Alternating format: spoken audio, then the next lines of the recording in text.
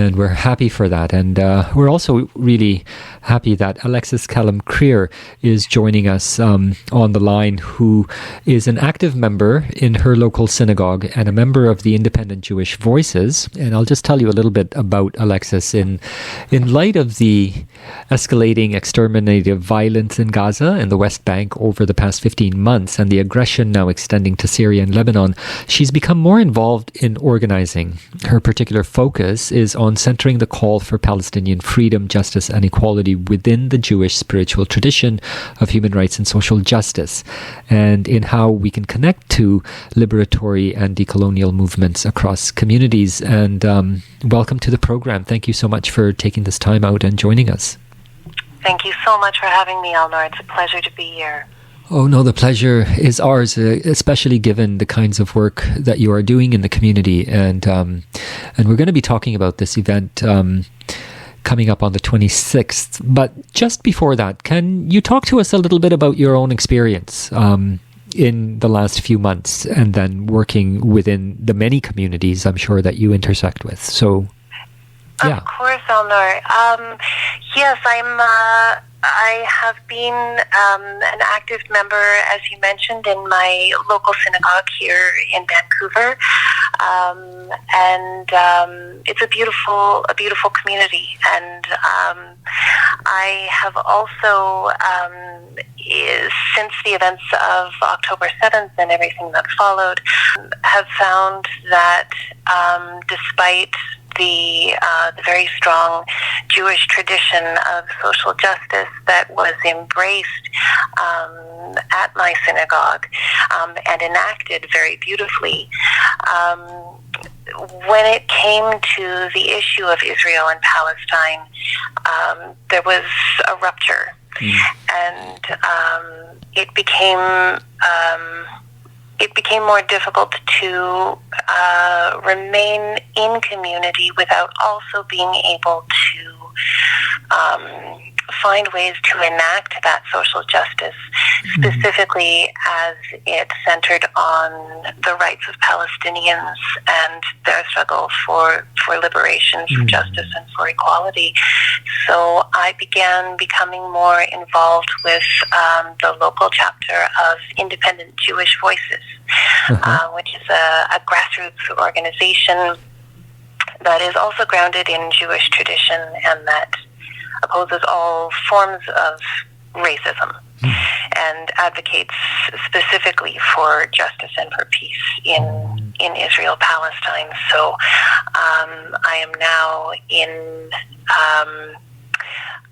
now able to sort of, with a foot in both communities, do the work of trying to reconcile within my own self the Jewish traditions that I have sort of been rooted and grounded in, and enacting them in the wider world, especially, as I say, as it pertains to Israel-Palestine. Yeah, as an outsider, as many others, we can certainly see this greater divide within the Jewish community.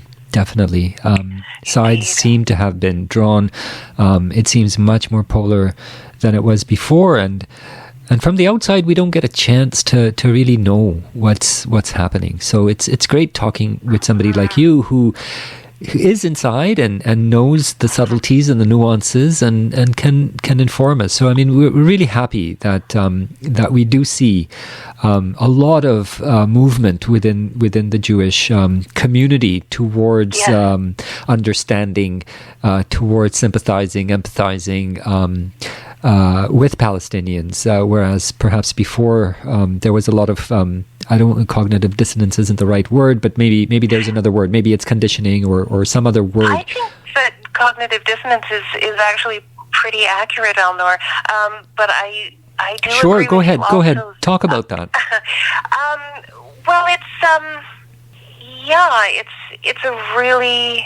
I think that I'm certainly not alone in feeling this way, and I'm glad you mentioned actually the growing support for the Palestinian liberation movement, which certainly, worldwide, there are many, many, many Jews of conscience organizing both within their own faith communities and in the political sphere to support.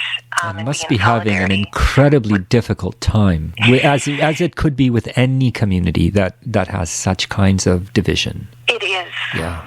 It really is. I'm very blessed to be in a community where there is certainly more tolerance and openness to hearing diverse points of view than is the case with many more mainstream organizations. Certainly the larger legacy institutions within Canada, I would say, tend to be dismissive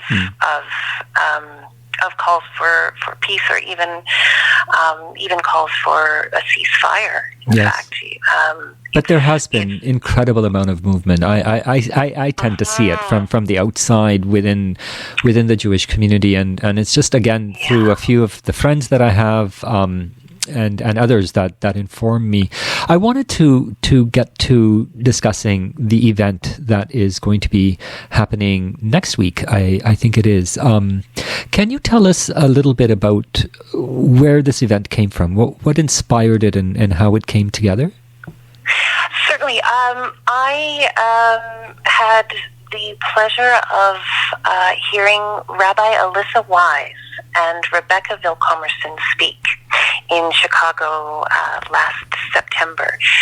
Wise and Vilkomerson have written a book which is called Solidarity is the Political Version of Love, Lessons from Jewish Anti-Zionist Organizing. And this is the title of this event. That is the title of this event. Yes. So they, at that time, we were just about a year into this relentless campaign of violence that is still currently being waged on Gaza. And I was feeling at significant odds with what I understood to be Jewish values, as, kind of against this backdrop of unfolding violence. So this book and the journey that it describes of their Rebecca and Alyssa's journey as organizers within an organization called Jewish Voice for Peace, which is similar to Independent Jewish Voices in Canada, sort of the sister organization in the States. Okay. Yeah.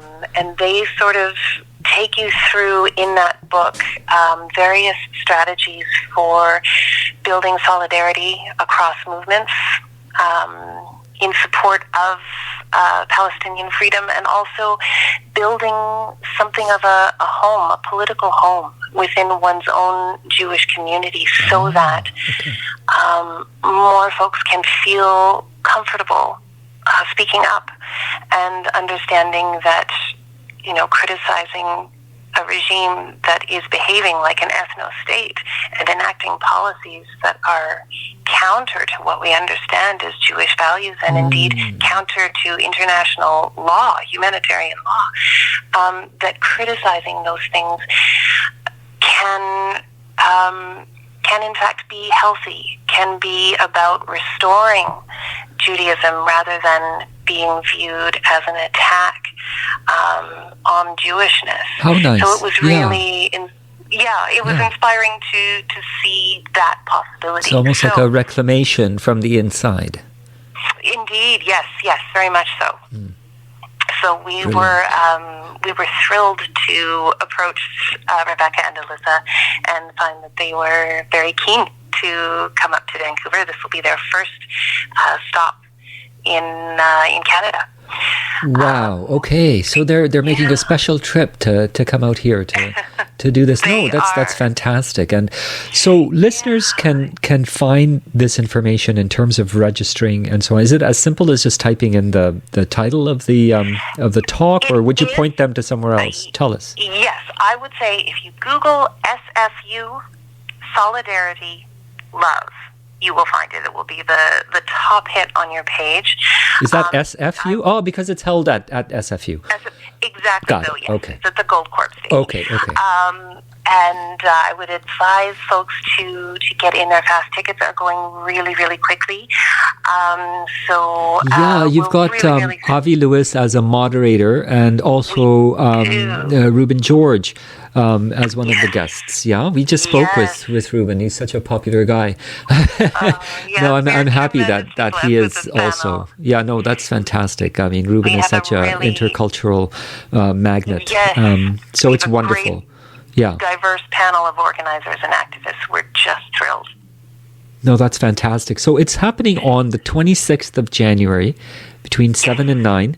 And if you just type in SFU, Solidarity is the Political Version of Love, Lessons from Jewish Anti-Zionist Organizing. I know that's a lot of words, but it'll come up. It'll come up because you guys have already posted it up on the social media and so on. We have indeed. What are you expecting to... I mean, you already have some familiarity, I know, but just let us know sort of what you're expecting out of this event. What kinds of learnings or things are you expecting? I think what I'm hopeful to feel and see in the room that evening is a sense of possibilities, that if we all come together and recognize that